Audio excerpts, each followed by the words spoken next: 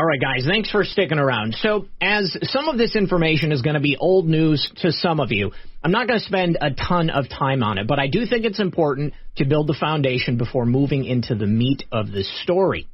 Now, COINTELPRO was an FBI program active from 1956 to 1971.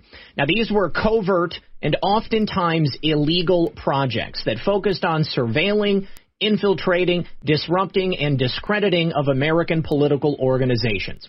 Now, these organizations were oftentimes deemed dangerous to the American way of life, and a lot of times they actually were. But it also included groups like the American Communist Party, also feminist organizations, anti-war demonstrators, environmental groups, and even civil rights organizations, including Martin Luther King and Malcolm X's organizations, and the Black Panthers. Now, the list goes on, but it includes a fair number of groups that I'm sure if they were infiltrated today, the left would go absolutely wild. Now, some of these groups were part of the radical new left wing that was rising in the midst of the Vietnam War and the Civil Rights Movement. But apparently, the Ku Klux Klan, which was, of course, the militant arm of the DNC during that time, was also infiltrated. Now, the FBI used many tactics during that time, which are still in use today. Things like psychological warfare, harassment, wrongful imprisonment, violence, and even assassination. Now, many people are not aware that the FBI was actually convicted in a civil case by the family of Martin Luther King after it was shown that they had responsibility in his assassination. And then recently, by way of a deathbed confession, a former NYPD officer admitted that he and the FBI conspired to assassinate Malcolm X. They even conspired to bomb the Statue of Liberty so that it could be blamed on members of Malcolm X's security detail. He also admitted that the men eventually arrested and convicted of X's death were wrongfully convicted in order to keep him and his cover and his involvement in the murder plot a secret. Now, I am certain you all remember Timothy McVeigh. He was the alleged mastermind of the Oklahoma City bombing that killed 168 innocent Americans, including many children that were in the daycare inside the Murrah building. Well, McVeigh asserted in a memoir penned by a fellow inmate who had intimate conversations with him up until the date of his execution that he had been chosen while in the Army to be inserted into patriot militia groups. They called it sheep dipping. The agenda was to gather intelligence on domestic groups, assess threat levels, and he was supposed to neutralize them before they developed into something more dangerous. Obviously, that's not what happened.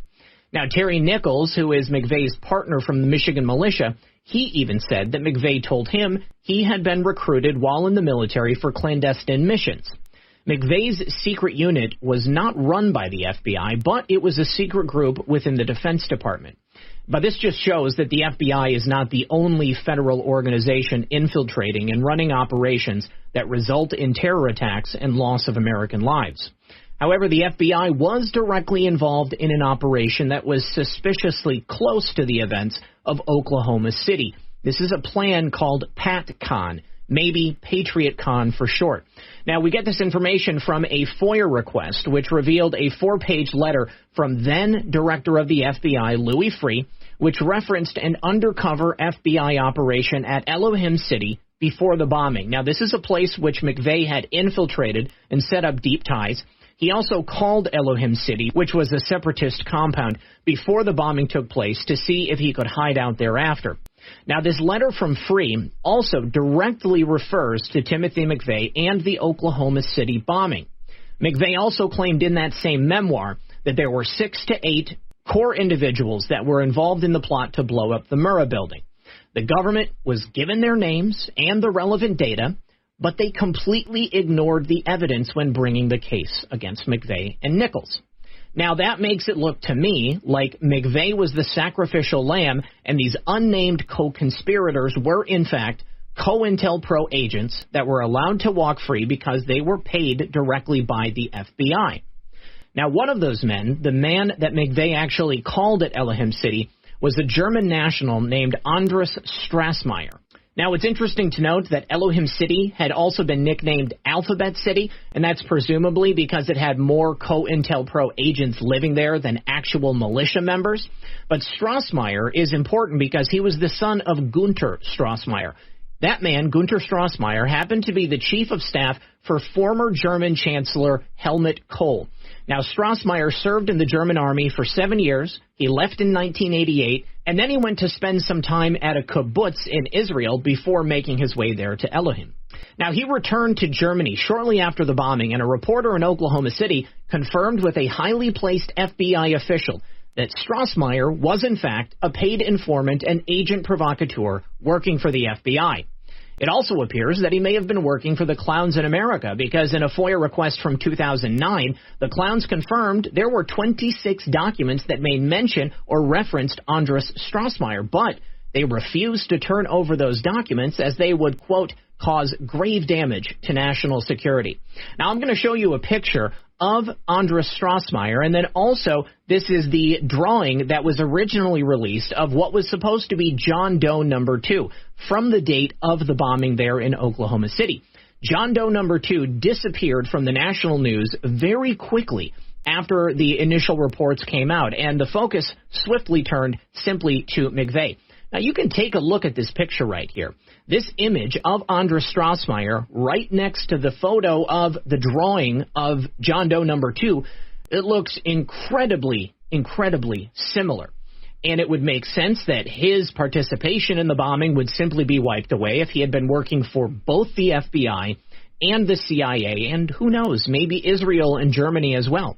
Now, if you take a look at many, if not all, of the domestic terror threats since 9/11, you're going to find that all of them have FBI informants at the very center of each and every plot.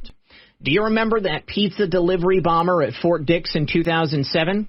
An FBI informant was involved in that operation. Do you remember that mentally disabled teen boy whose parents realized that he was being driven to create a terror plot not that long ago by an FBI informant? Well, he was an FBI informant. And if it hadn't been for that FBI informant, that disabled young man never would have come up with the idea to do something that would put him in prison. I don't even know what's happened to that boy. I haven't been able to find any coverage on it. What about the kidnapping plot against Governor Gretchen Whitmer of Michigan? Wouldn't you know it, an FBI informant was involved in that case. So it looks to me like the FBI and other high-level agencies inside the United States government, be it the Pentagon or the DOD or the CIA, who knows who else, are in the business of fabricating terror plots to drive people who otherwise may not have ever done anything wrong, to create great acts of destruction, murder, and mayhem. It also looks like they're perfectly happy to kill hundreds of Americans when it suits their own needs. It was also stated that the Murrah building in Oklahoma City supposedly was the repository for all of the documents related to the Clinton Whitewater scandal, which is very, very convenient. So now if we jump to today and the tragic events of January 6th, compared to other manufactured tragedies, it's nowhere near the level of destruction we've seen in the past. And I have to wonder if that is because of the presence of elected officials. I wonder if that had anything to do with it. It wasn't just plebs that were there, so they didn't really want to kill that many people. The only person who died was Ashley Babbitt, and to me, she looked like a sacrificial lamb, much like McVeigh, someone to paint red and for the powers that be to trot out as an example of an unforeseeable uprising of radicalized American patriots. You know, Christopher Wray actually said that it was a failure of intelligence. But we recently learned that Proud Boys chairman Enrique Tarrio had for many years acted as an FBI informant. We've had no news yet as to whether or not he informed on his brothers in the Proud Boys, but it's a troubling association nonetheless, especially given the information I've presented thus far.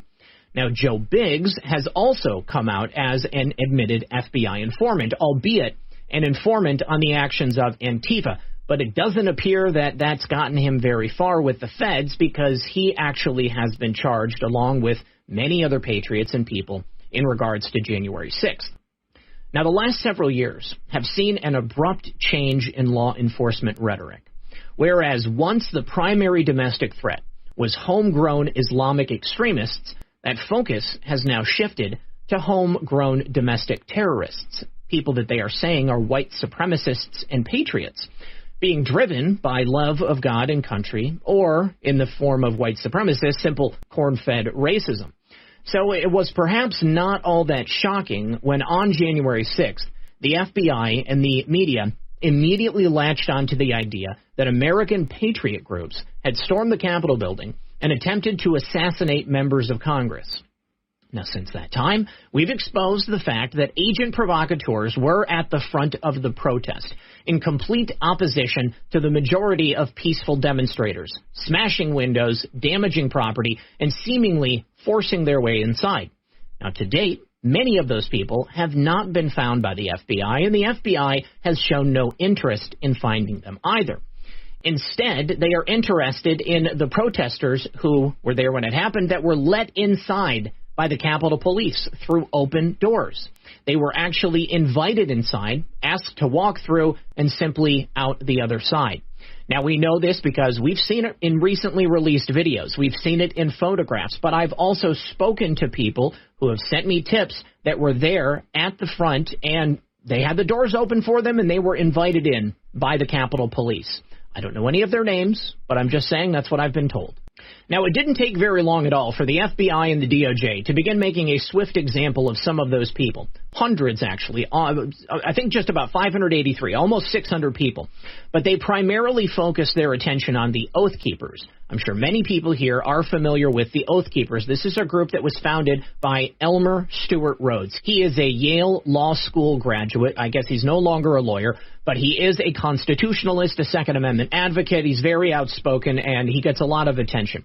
Now, to date, the Oath Keepers is among the greatest prosecuted group that was present on January 6th. And it harkens back to the examples I've given earlier in this show, where the FBI and other agencies targeted groups that they deemed dangerous, but were actually just dissenting voices simply looking to change the modern political and social landscape. Now, why is Stewart Rhodes important? Well, according to Oath Keepers board members, Stewart Rhodes really runs the entire operation there at the Oath Keepers. This is, of course, the organization he founded, so maybe not all that surprising. But he was also present on the day of the 6th. He directed members of his organization in private group chats, by phone, and in person before anybody went inside, and yet he has not been indicted. Now, this is despite the fact that all of this evidence was actually entered into the record in court. The government has entered that evidence the government has entered that evidence in terms of their cases against other people in the Oath Keepers, but he would appear to have a much greater level of culpability than those actually working underneath him. And the DOJ even says that Stewart Rhodes substantially organized and activated a plan to use violence on January 6th. That's their words. In person, in real time, by encrypted messages, activating members and directing them to form a military stack at the Capitol. That is all from the DOJ. So the fact that he's not in jail, the fact that he has not been charged, yet, however, hundreds of others who were there in person on that day still remain in jail, have just ridiculous charges leveled against them, have received no due process, it begs the question, why? Why does the DOJ not want to charge Stewart Rhodes as the head of the organization that they claim is the greatest threat to American sovereignty since the Civil War? If Stewart Rhodes is the, quote, lead insurrectionist, why would he not face the same charges or worse while the people he directed to have, in fact, been charged? Well, I'm just going to say it. If you take a look at the other cases I've presented to you earlier in this show, the people who participate but don't get charged, generally speaking, are working for the government. And we know the government had foreknowledge that something was going to happen on January 6th. We know the Capitol Police and Nancy Pelosi knew that something was being planned, and we can see from the messages that were entered into evidence between Rhodes and other members of the Oath Keepers, they were planning something. Now, was it a violent insurrection? I don't know, and I certainly actually don't think so. But in some of the messages between Rhodes and the people in his organizations, he uses language and terminology which inherently suggests violence. And that's all in the article, and I want you guys to read it. The only people, it seems, who didn't know that something was going to happen on January 6th were the millions of patriots who showed up to support the president at the behest of President Trump so that we can exercise our right to assemble and speak freely. Now, again, I am not saying that Stewart Rhodes is an informant or that he's working for the FBI, or even that the FBI is essentially leading the nation's largest patriot group in an effort to delegitimize patriots in general and turn us into terrorists in the public eye. But I am saying it could be a distinct possibility.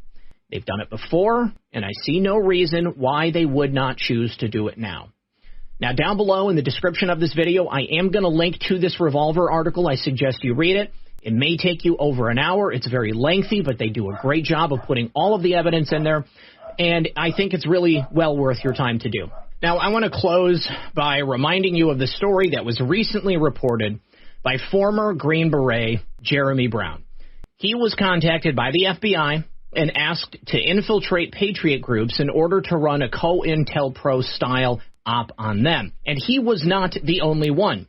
People just like Jeremy all across this nation have been reached out to by the FBI, and we have no idea how many of them accepted. You see, the FBI pays these people and pays them well. And if they've committed a crime, well, they force them to do it, and they still pay them well. Infiltration instead of invasion. It's a very scary thought, but I'm not telling you to harden your heart or close yourself off from your fellow man. All I'm telling you is this: to be very careful about who you let into your lives, especially if they are spouting nonsense, urging you or those around you to engage in violence or criminal acts. I cannot tell you who to trust. I've never done that before, and I'm not about to start doing it now. You have to use your own discernment, now more than ever.